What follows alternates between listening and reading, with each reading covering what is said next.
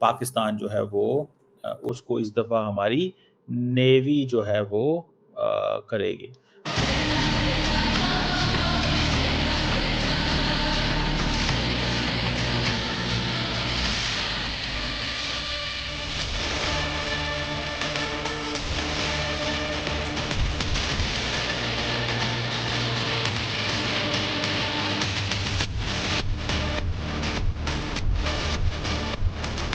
पाकिस्तान ने सारा पानी भेज दिया जी। पाकिस्तान में अगर काफी गर्मी पड़ रही है, हिंदुस्तान ने सूरज हमारी तरफ भेज दिया जी।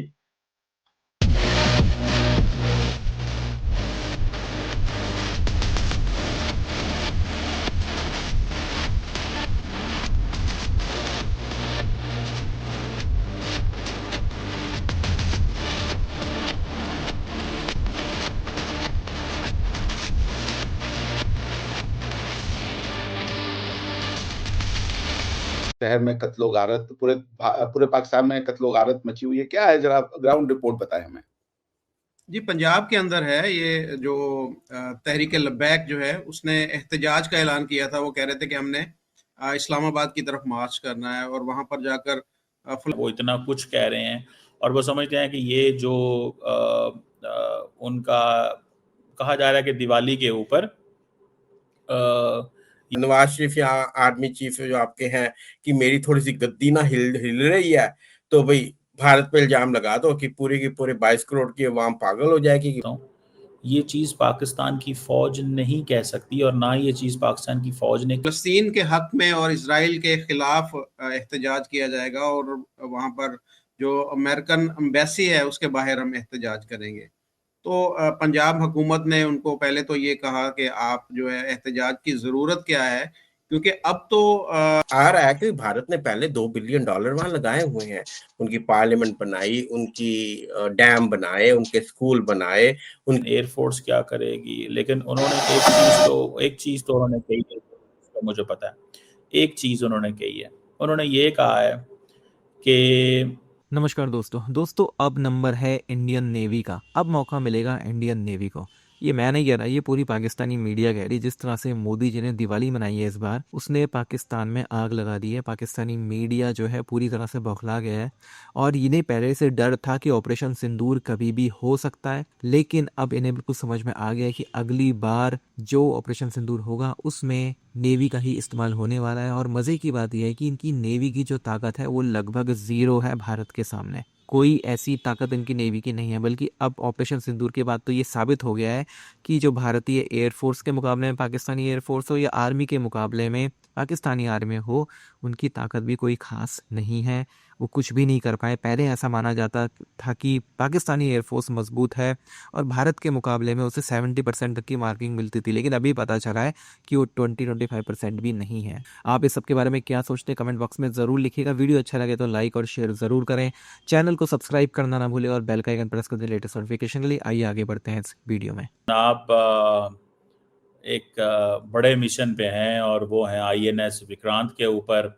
और उन्होंने कहा जी कि जो INS विक्रांत है ये मेड इन इंडिया सिंबल है और हमारी ये ग्रोइंग नेवल पावर है और हम इस वक्त दुनिया में जो है वो हमारा एक मुकाम है, दिस एंड दैट एंड बहुत कुछ वो कह रहे हैं। They are saying so much. वो जिसे कहते हैं ना, बहुत कुछ वो कह रहे हैं, वो इतना कुछ कह रहे हैं और वो समझते हैं कि ये जो उनका कहा जा रहा है कि दिवाली के ऊपर ये चीज़ जो है वो कर रहे हैं, बिकॉज दिवाली पे मोदी साहब जो हैं वो हमेशा इधर ही आते हैं, फोर्सेस के साथ होते हैं। तो कई लोगों का तो ये कहना है कि बिकॉज इस दफ़ा जो है वो मोदी साहब अपनी नेवी को इस्तेमाल करना चाहते हैं अगेंस्ट पाकिस्तान, बिकॉज इंडिया के डिफेंस मिनिस्टर और बहुत सारी वो ये कह चुके हैं कि पाकिस्तान जो है वो उसको इस दफ़ा हमारी नेवी जो है वो करेगी। So that is what they are saying, that is what is being said. अब देखते हैं कि ये नेवी क्या करेगी और इंडियन फौज क्या करेगी, इंडियन एयरफोर्स क्या करेगी। लेकिन उन्होंने एक चीज़ तो उन्होंने कही है, तो मुझे पता है एक चीज़ उन्होंने कही है। उन्होंने ये कहा है कि हमारी नेवी जो है वो अगली दफ़ा पाकिस्तान के खिलाफ, ठीक है जी, एक्शन वो लेगी खुल्लम खुल्ला। ये चीज़ पाकिस्तान की फ़ौज नहीं कह सकती। मैं आपको बात बताऊं, ये चीज़ पाकिस्तान की फ़ौज नहीं कह सकती और ना ये चीज़ पाकिस्तान की फ़ौज ने कही होगी, मेरा ख्याल है। ना ही ये चीज़ पाकिस्तान की फ़ौज ने ये कही होगी जो इंडिया की हुकूमत कह रही है। और मैं आपको बात बताऊं, अगर ये पाकिस्तान की फ़ौज कहे, ट्रस्ट मी, अगर ये पाकिस्तान की फ़ौज कहे तो शोर मच जाए दुनिया में, लेकिन क्योंकि ये मोदी साहब कह रहे हैं तो दैट्स ऑल फाइन। बहरहाल, और सुनिए उन्होंने क्या कहा है। उन्होंने, अच्छा मज़े की बात है, जो वहाँ पे गाने या वो सारा कुछ जो है वो भी उन्होंने सारे का सारा वो किया हुआ है,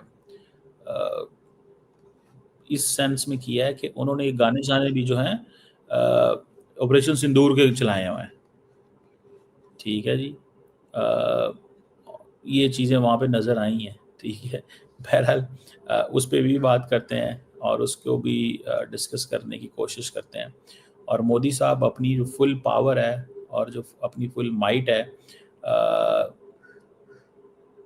उसको जो है वो इस्तेमाल कर रहे हैं। और हमेशा वो अपने समझते हैं कि फ़ौज जो है उसकी ज़्यादा से ज़्यादा सपोर्ट हासिल की जाए, क्योंकि फ़ौज जो है वो हमेशा उनके साथ रही है, उनको सपोर्ट करेगी।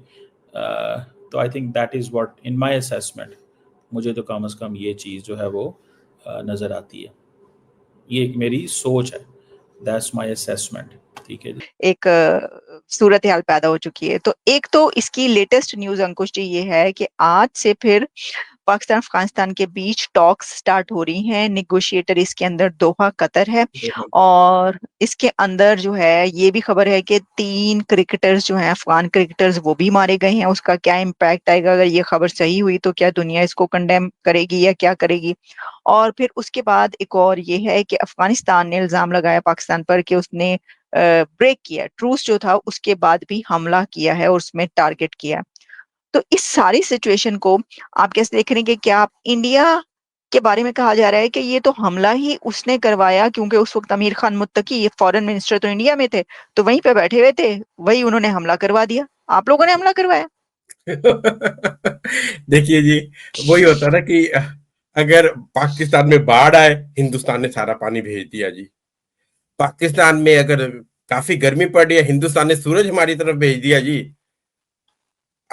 अब ये तो वही बात होगी कि पंजाबी जी कहावत है, आटा गूंदी हिलदी क्यों है, राइट भाई, आटा गूनोगे हिलोगे तो सही। बस वही पाकिस्तान का हाल है, जहां उसको दिखता है कि भाई मेरी नवाज शरीफ या आर्मी चीफ जो आपके हैं कि मेरी थोड़ी सी गद्दी ना हिल रही है, तो भाई भारत पे इल्जाम लगा दो कि पूरे की पूरे 22 करोड़ की अवाम पागल हो जाएगी कि भारत हमारा दुश्मन है, और मेन जो होता है स्ट्रीम से ले जाओ।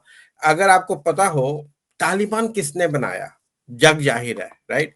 कहते हैं ना कि Taliban was once the Pakistan Frankenstein, right?